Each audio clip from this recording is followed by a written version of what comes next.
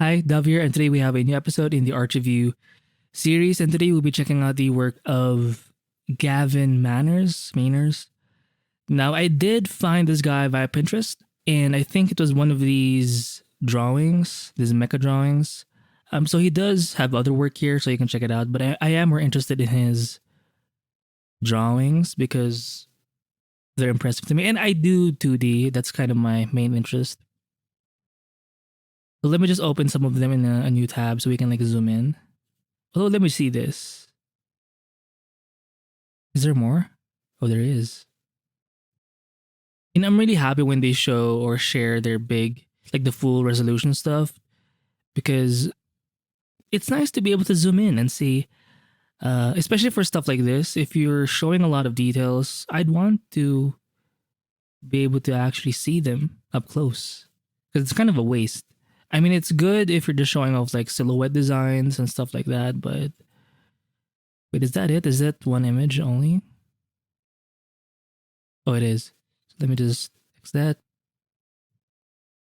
Uh, it reminds me of some of the. I guess because right now I'm thinking of Scott Robertson because he has a book on how to draw, and I guess some of these shapes remind me of the cover art for that book. For those of you who know that book, I think it's How to Draw.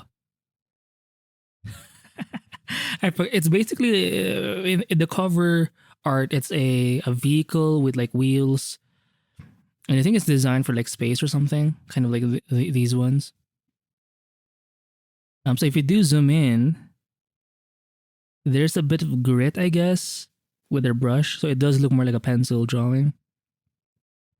And I need to learn how to draw stuff like this, like these people over here that were just, like this guy. Like, how do you draw miniature people? Because they help, first of all, in indicating scale,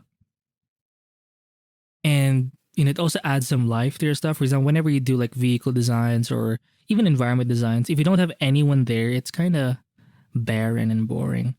So I want to be able to draw quick stuff like this.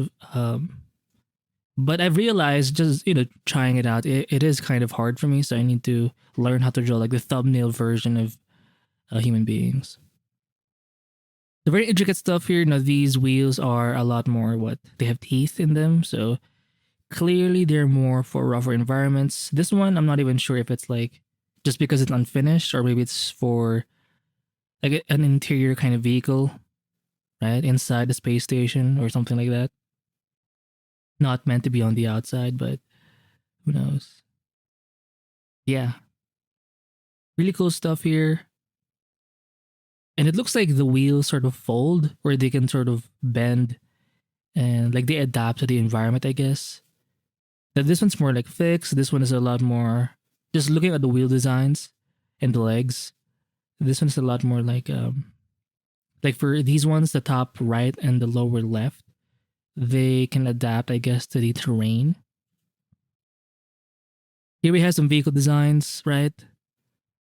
And I think this is what I realized when it comes to line work. You don't have to be too tight. The first realization I've had concerning this sort of idea was looking at Feng Zhu's drawings. If you look at how he draws, like from afar, it looks like super detailed.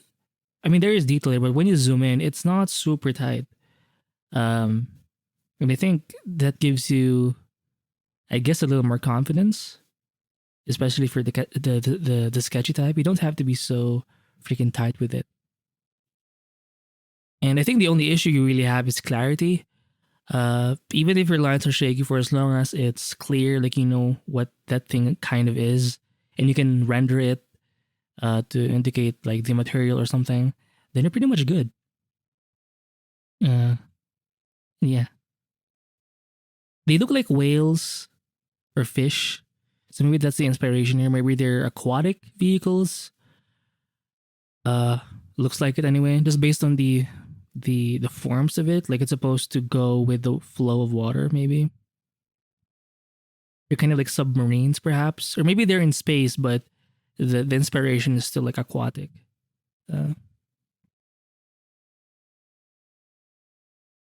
I do like their brush here. It looks very there's a bit of shit. There's a bit of texture. Jesus, there's a bit of texture there, and it does give that dark pencil look. Oh, I like this part. How they darkened it. Let me just show you. Do you see how they darkened this part over here? It really helps to make it pop. It shows you that this thing is on front of this guy, and this you can see even the line here. Like this guy is on top of this guy. So you will see this a lot in like product design. Well, obviously concept design too, but product design school or architecture school or artwork or illustrations. It's good to have some sense of hierarchy so things are clear, right? Even the school spaceship in the corridor looks really cool.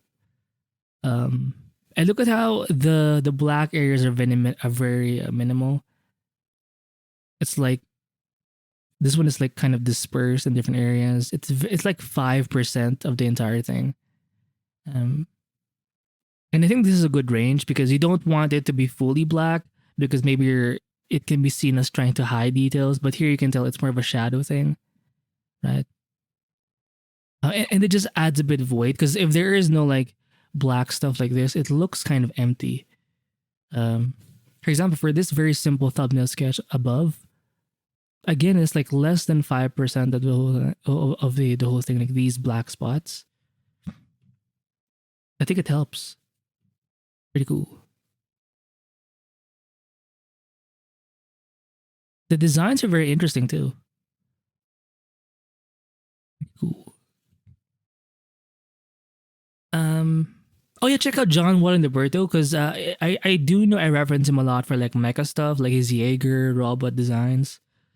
But he has a lot of spaceship designs as well.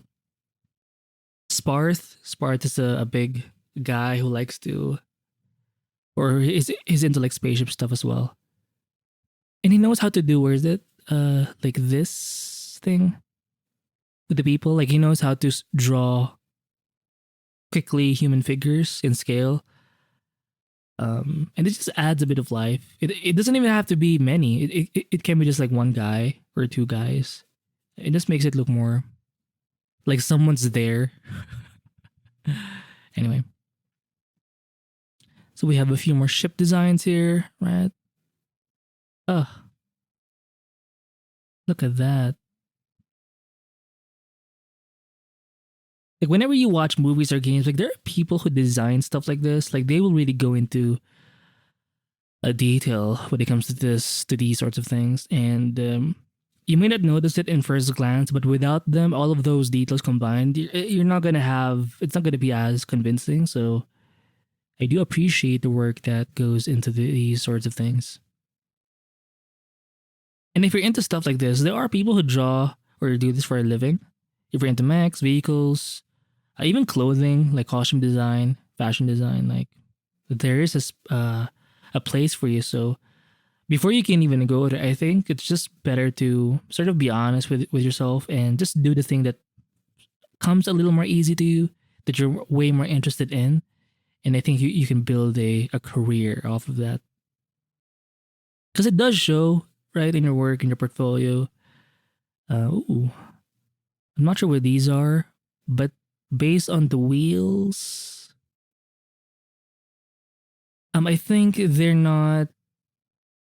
The top one is a lot more adaptable, just based on I think those wheels fold up, so they can adapt to the terrain. But the two bottom vehicles they can't adapt because just based on how the wheels are sort of connected to the body, they're sort of fixed.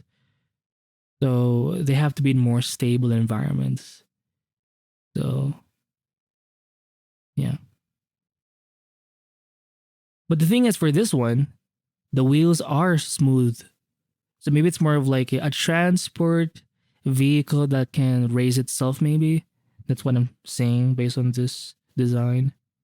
But look at the fact that I can understand this shows you that they did a good job in making it clear just from drawings alone. They're not even writing anything. Like you can just tell um, that it's designed for different things. Oh, we do see the open hatch here. Pretty cool. So you do see a little bit of those interiors. Uh, cool stuff.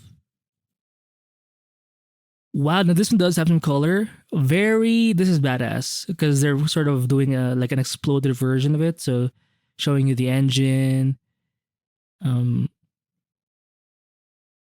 I appreciate stuff like this because you have to think about these sort of things. And for me, as more of a very impressionistic, like big picture, kind of sketchy kind of guy, this is kind of my weakness. Uh, but I still like looking at it. It's very impressive. Uh, but how do you know, right? Like you have to really think about these sorts of things, like the mechanics of it. And it has to be. It doesn't have to be totally perfect, but there has to be a real world basis for these designs, right? And I think stuff like this is going to be so helpful for like 3D people because they can actually like make something out of it. Uh, because it's not super vague. Like they can understand it in 3D. So there you go. And yeah, again with the brush they're using, that pencil brush, it looks good. You know, it makes it more. Uh, I don't know. It makes it more. It's cooler if you have some texture because most of their rendering style is like super soft, lots of soft edges, flats. So, ooh, so these ones are more. They have legs, no wheels here. So their construction. This one has like a gripper. When I think gripper, it's like my mind is just fucking destroyed at this point. They feel like they're based on like crabs. You know how some crabs have ever got those little pincer thingies in the back? It reminds me of those. Zach Foreman has a lot of mecha stuff too, so check him out. And again, look at the lines; they're a lot more wavy than usual. Well, not it's about the same, but even though it's sketchy, like you can still get what the design is about. Um, so if you're the sketchy type, don't worry about not being too tight. Just make sure there is a little more clarity, right? And it helps if you can section things off. For example, you will see a lot of artists do this where you can do this with color or with this grayscale effect where there are parts that are chunked out in different like shades. So for the insides, like the mechanical like engine and stuff, it's usually a darker color, but everything on the outside, it's usually like a lighter gray or white. So it gives some kind of separation because if everything is just like one gray value, it's kind of hard to distinguish stuff. So having like different sections of gray, segmenting them, it just gives it some kind of hierarchy, right? So your mind can sort of jump between different things, kind of like this, right? And obviously adding some shadows to give it a 3D form helps too as well. I guess that's it for this art review of he has more stuff, so check him out. Like more rendered 3D stuff. Here we have like a fuller modeled version, but obviously I'm more interested in the drawings. But yeah, check him out on the ArtStation. I will link this page in the description below. Oh shit, fuck. So they do have a LinkedIn and an Instagram and maybe a website.